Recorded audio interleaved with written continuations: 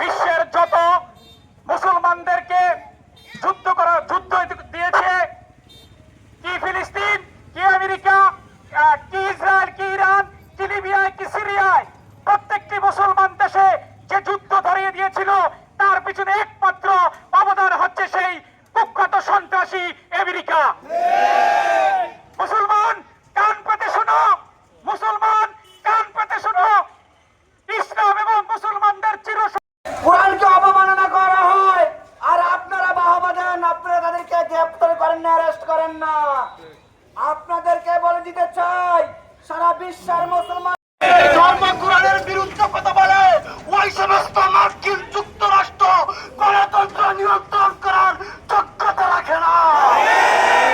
বন্ধুগণ, আজকে কোরআনকে হেফাজত আল্লাহ করবেন, আমরা শুধু ইমানকে মজবুত করার জন্য এসেছি। আল্লাহ বলেন, ইন্না নাহনু নাযালনা যিকরা ওয়া ইন্না দিন থেকে আমরা অনেক দিন ধরে এটা লক্ষ্য করছি, গোটা জীবনেই বিজাতিরা, ইহুদিরা, নাসারারা মুসলমানদের শত্রু। এক ফিলিস্তিন থেকে শুরু করে যত জায়গায় মুসলমান আছে সব জায়গায় ওরা ওদের সুকৌশলে মুসলমানদের উপর আক্রমণ চালিয়ে যাচ্ছে। এই কিতাবের ব্যাপারে বিন্দু পরিমাণ কোন সন্দেহ সংশয়ের লেশ মাত্র নাই।